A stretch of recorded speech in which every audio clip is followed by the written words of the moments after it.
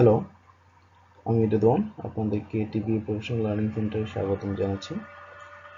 আজকে আমরা আলোচনা করব বাংলাদেশের সিএ পড়াশোনা নিয়ে। সিএ বা চার্টার্ড অ্যাকাউন্টেন্ট ডিগ্রি সম্পর্কে আমরা বিস্তারিত জানার চেষ্টা করব। সিএ বাংলাদেশের অতি জনপ্রিয় এবং খুব বিখ্যাত একটি প্রফেশনাল ডিগ্রি। অন্যান্য যে ডিগ্রিগুলি আছে, বিবিএ বা এমবিএ, তার তুলনায় সিএটা একটু ভিন্ন রকম। সিএ একটা প্রফেশনাল ডিগ্রি, আমি আগে বলেছি।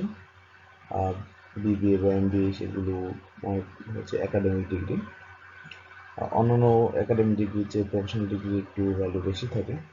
তো বাংলাদেশের মধ্যে সিএ ভ্যালুটা বেশ বেশি। তো এই জন্য অনেক অনেক মানুষই, অনেক শিক্ষার্থী সিএ করতে আগ্রহী হয়ে উঠছে। আগে দেখা যেত যে সিএতে করতে খুব বেশি লোকজন আগ্রহী হতো না, বাট রিসেন্ট টাইমগুলিতে দেখা যাচ্ছে যে অনেক শিক্ষার্থী যাচ্ছে সিএ করার জন্য। আগে শুধু প্রাইভেট ইউনিভার্সিটি, পাবলিক ইউনিভার্সিটি ছেলেরাই আসতো, এখন দেখা যাচ্ছে যে প্রাইভেট পাবলিক সবাই মোটামুটি সিএ করতে আগ্রহী হয়ে উঠছে। তো আমি বেশ কিছুদিন ধরে দেখেছি যে বাংলাদেশে যারা সিএ করতে ইন্টারেস্টেড, অনেকের কাছে পর্যাপ্ত পরিমাণ আসলে ইনফরমেশন নেই। কীভাবে সিএটা শুরু করবে, কোথা থেকে কী করতে হবে, অনেকেই জানে না। তো তাদের সুবিধার্থে আমি এই ভিডিওটা তৈরি করেছি। আশা করি আপনাদের জন্য এটা খুব হেল্পফুল হবে।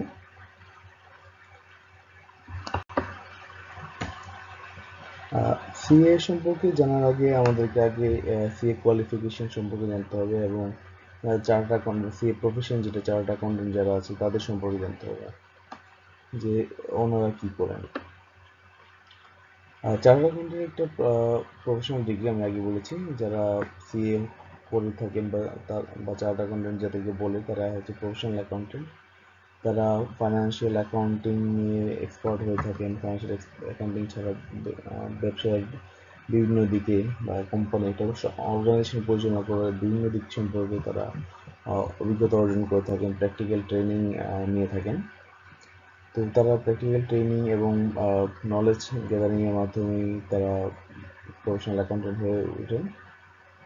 চার্টার্ড অ্যাকাউন্টেন্ট যারা আছে তারা দেখা যায় যে বিভিন্ন কোম্পানির বিভিন্ন বড় বড় পজিশনে কাজ করেন। তারা অনেকে অডিট করেন, অনেকে চাকরি করেন, অনেকে কনসালটেন্সি কাজ করেন। তো চার্টার্ড অ্যাকাউন্টেন্ট যারা আছে শুধুমাত্র তারাই এখন পর্যন্ত বাংলাদেশে অডিট করতে থাকেন, এবং প্রত্যেকটা কোম্পানির জন্য অডিট করাটা বাধ্যতামূলক। প্রত্যেকটা কোম্পানি এবং প্রত্যেকটা এনজিও যারা আছে তাদের জন্য অডিট করাটা বাধ্যতামূলক, এবং এই অডিটটা করতে হয় একটা সিএ ফার্ম দ্বারা, যেটা chartered accountant farm, audit farm, ওদের দ্বারা করতে হয়। এই কারণে বাংলাদেশে সিএ ভ্যালুটা একটু বেশি। এছাড়া দেখা যায় যে সিএ যারা করে থাকেন বা চার্টার্ড অ্যাকাউন্ট করে থাকেন, তারা কোম্পানির বিভিন্নভাবে সহায়তা করে থাকেন, যার কারণে কোম্পানির ওনার যারা থাকেন, শেয়ার হোল্ডার যারা থাকেন বা পরিচালক যারা থাকেন, তাদের কাছে সিএ ভ্যালু একটু অনেক বেশি থাকে। এখানে বলে রাখি, সিএ ছাড়াও বাংলাদেশে আরও বেশ কিছু প্রফেশনাল বডি আছে যারা প্রফেশনাল ডিগ্রি প্রদান করে থাকেন, যেমন আইসিএমএবি আছেন, এসিএস আছেন যারা চার্টার্ড সেক্রেটারি প্রোভাইড করেন। এছাড়া বাংলাদেশ থেকে আপনার এসিসিএ করা যায় এবং সিমাও করা যায়। তো আমরা যেহেতু সিএ নিয়ে কথা বলছি, সিএটা প্রোভাইড করে থাকে, সিএ ডিগ্রিটা প্রোভাইড করে থাকে আইসিএবি। আইসিএবি সিএ প্রফেশনটাকে রেগুলেট করে। আইসিএবি নিজে বাণিজ্য মন্ত্রণালয়ের আন্ডারে নিবন্ধিত, তার আন্ডারে রেজিস্টার্ড। বাট এটা একটি স্বায়ত্তশাসিত প্রতিষ্ঠান, যে নিজেই প্রফেশনাল স্টুডেন্টদেরকে গাইড করে থাকে, এবং প্রফেশনটাকে নিজেই রেগুলেট করে, যাতে এখানে যাতে সিএ যারা সদস্য থাকেন তারা যাতে সঠিকভাবে কাজ করেন সেটার জন্য সবসময় চেষ্টা করে থাকে, এবং নতুন নতুন সদস্য সংগ্রহের জন্য চেষ্টা করে থাকেন। যারা সিএ কোয়ালিফাই করেন তাদেরকে এসিএ বলে থাকেন। আইসিএবি এই ডিগ্রিটা প্রোভাইড করে, এবং এসিএ হওয়ার পরেই কিছু রিকোয়ারমেন্ট ফুলফিল করে তখন এফসিএ ডিগ্রি অর্জন করে থাকেন।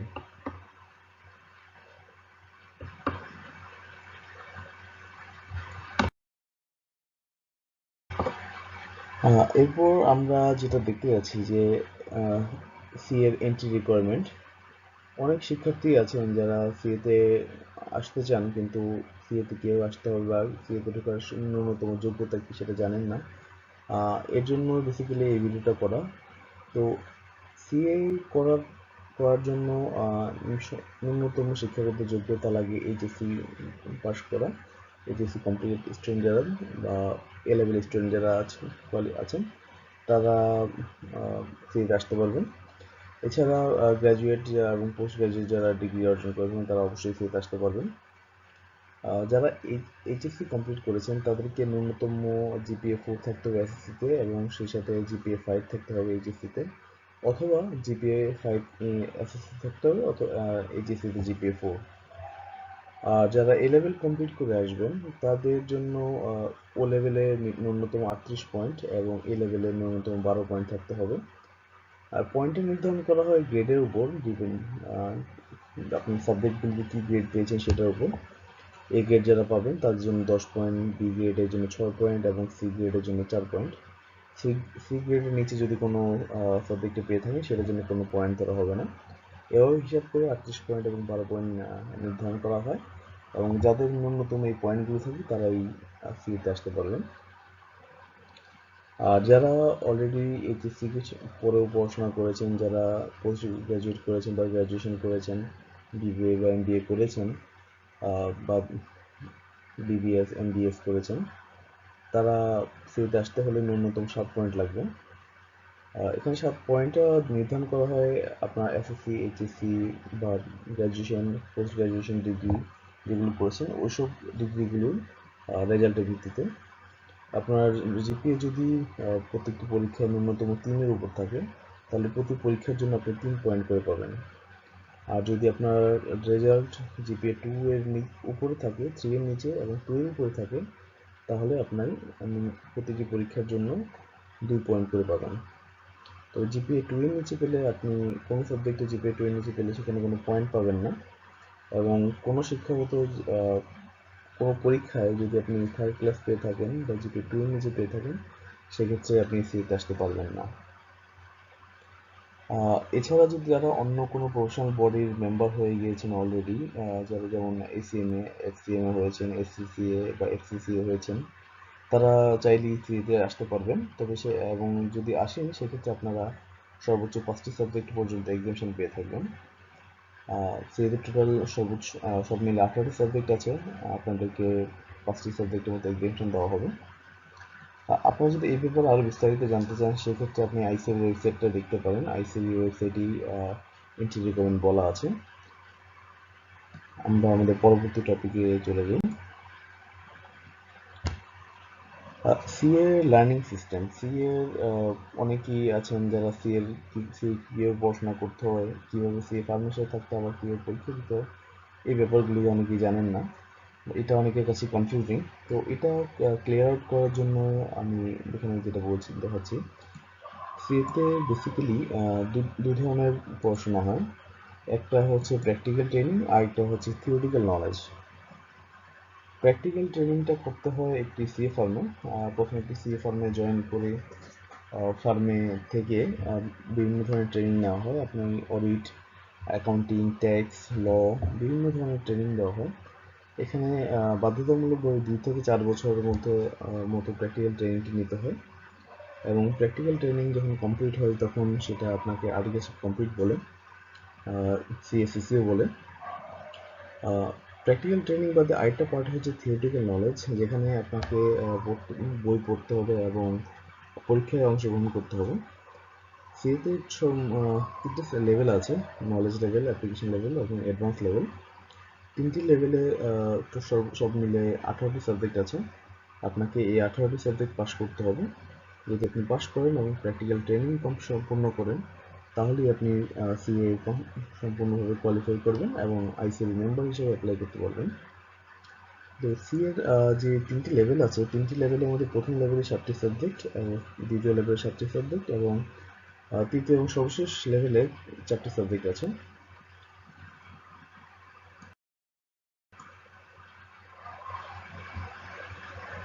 এখানে অনেকেই যেটা আছে সিএ কমপ্লিট বলতে অনেকেই কনফিউজ হয়ে যায়। সিএ কমপ্লিট বলতে কি, আর্টিকেলশিপ কমপ্লিট কি বোঝায় নাকি সি সম্পূর্ণভাবে কমপ্লিট হয়েছে এটা বোঝায়। তো এটার জন্য ক্লিয়ার আউট করার জন্য দুটো জিনিস বলছি, যেটা সিএসসিসি এবং সিএ কোয়ালিফাইড। সিএসসিসি হচ্ছে ওই সকল ব্যক্তিরা যারা ফার্মের ট্রেনিংটি সম্পূর্ণ করেছেন।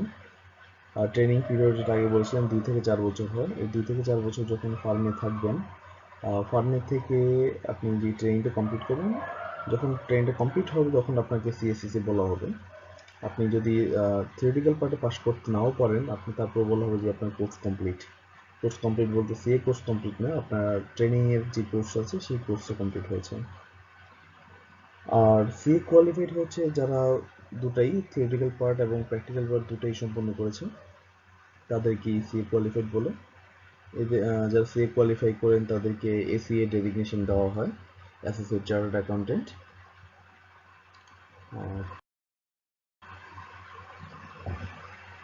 তো আমি এখন বলছি, যদি আপনি সিএ স্টার্ট করতে চান তাহলে আপনি কীভাবে শুরু করবেন, আপনার জার্নিটা কীভাবে হবে। সিএ জার্নি স্টার্ট করতে হলে সবার প্রথম যেটা করতে হবে, আপনাকে একটি সিএ ফার্মে জয়েন করতে হবে। সিএ ফার্মে আপনার নর্মাল চাকরি যেভাবে অ্যাপ্লাই করে বিভিন্ন ফার্মে আপনাকে অ্যাপ্লাই করতে হবে। অ্যাপ্লাই করার পর আপনাকে সিলেকশন প্রসিডিওর মাধ্যমে গিয়ে সিএ ফার্মে জয়েন করতে হবে। প্রত্যেকটা সিএ ফার্মের নির্দিষ্ট কিছু প্রসিডিওর থাকে রিক্রুটমেন্ট করার জন্য, আপনাকে সেসব প্রসিডিওর ফলো করে যেতে হবে। এবং অনেক ফার্মে প্রভিশন পিরিয়ডের একটা ক্রাইটেরিয়া থাকে, আপনি সেই ক্রাইটেরিয়া সম্পূর্ণ করার পরে আপনি আইসিবির সাথে রেজিস্ট্রেশনের জন্য অ্যাপ্লাই করবেন। আইসিবিতে রেজিস্ট্রেশনের জন্য অ্যাপ্লাই করবেন, সাথে আইসিবির যে রেজিস্ট্রেশন ফি আছে, ফি প্রমোট করে আপনি আইসিবিতে স্টুডেন্ট হিসেবে রেজিস্ট্রেশন নেবেন। তো রেজিস্ট্রেশন নেওয়ার সময় আপনাকে আইসিএবি সিএ ফার্ম এবং আপনার মধ্যে একটা চুক্তি সম্পন্ন হবে, যেটাকে বলে রেজিস্ট্রেশন কন্ট্রাক্ট। ও যেদিন থেকে আপনি রেজিস্ট্রেশন কন্ট্রাক্টে সাইন আপ করবেন এবং আইসিএবি যেদিন থেকে আপনার রেজিস্ট্রেশন কন্ট্রাক্টে একনলেজ করবে বা স্বীকার করে নেবে, সেদিন থেকেই বেসিক্যালি আপনার ট্রেনিং পিরিয়ডটা শুরু হবে।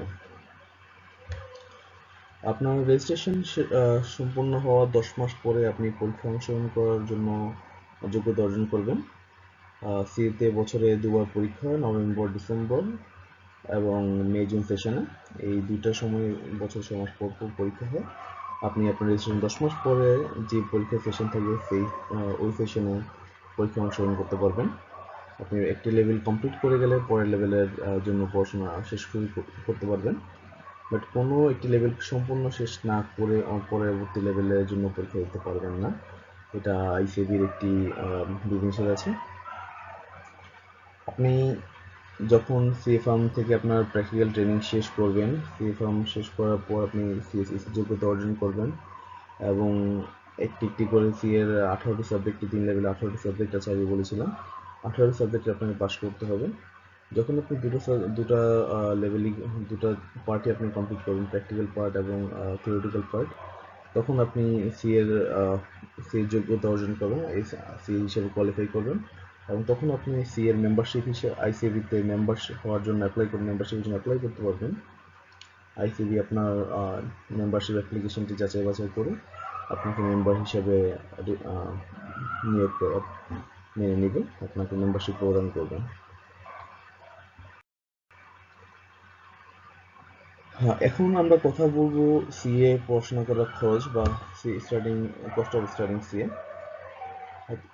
অনেক শিক্ষার্থী বা অনেকে সিএতে ভর্তি ইচ্ছুক অনেকেই আছেন যারা সিএতে আসতে চান এবং অনেকেই ধারণা করেন যে সিএর জন্য প্রচুর খরচ করতে হবে।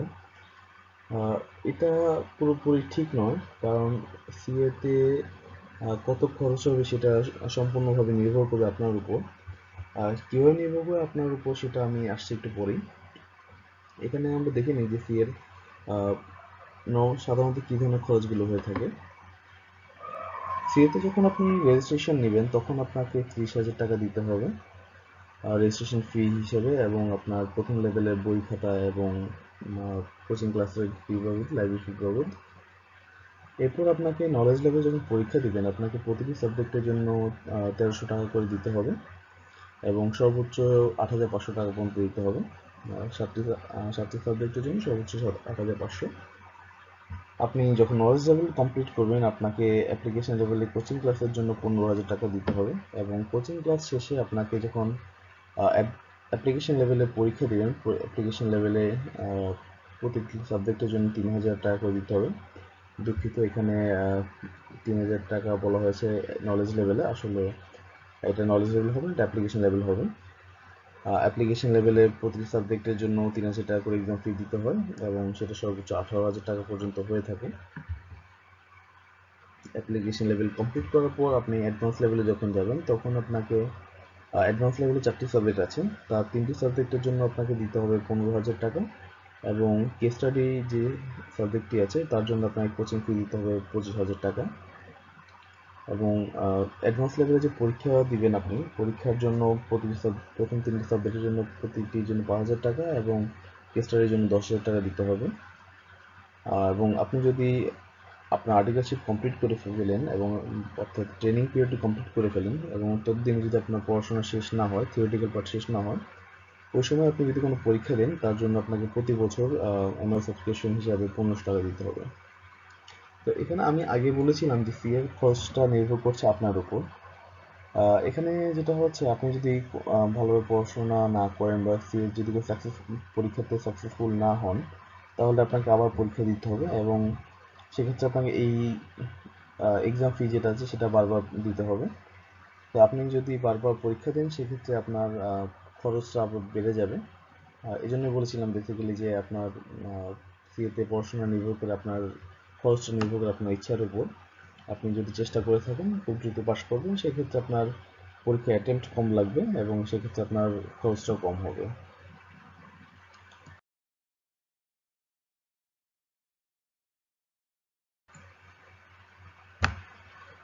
সিএ যারা স্টুডেন্ট থাকেন তাদেরকে সিএ ফার্ম একটা অ্যালাউন্স দিয়ে থাকে সম্মানী হিসেবে, যে কাজ করা সিএ ফার্মে যখন কাজ করবেন তার সম্মান হিসেবে একটা ছোট খুবই সামান্য একটা অ্যামাউন্ট দেওয়া হয়।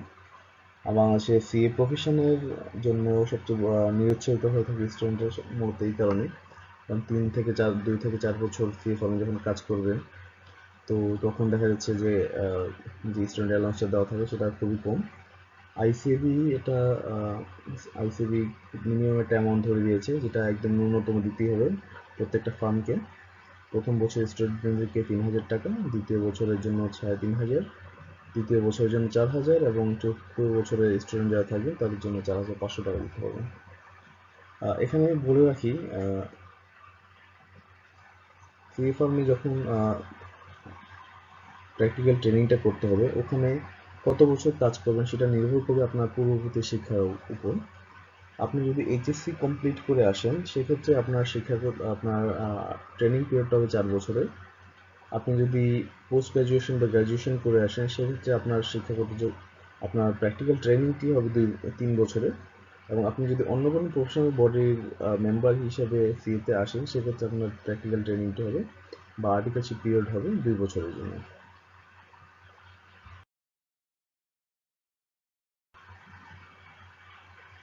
তো এই ছিল মোটামুটি সিএ এর একদম বেসিক ইনফরমেশন। আপনারা যদি কেউ সিএ পড়তে আসেন, আমি আশা করি এই ইনফরমেশনগুলো আপনাদের জন্য হেল্পফুল হবে। আপনাদের যদি আরও কিছু জানা থাকে আপনারা আমাদেরকে কমেন্ট করে জানাবেন, এবং আশা করি আপনি আমাদের সাথে থাকবেন।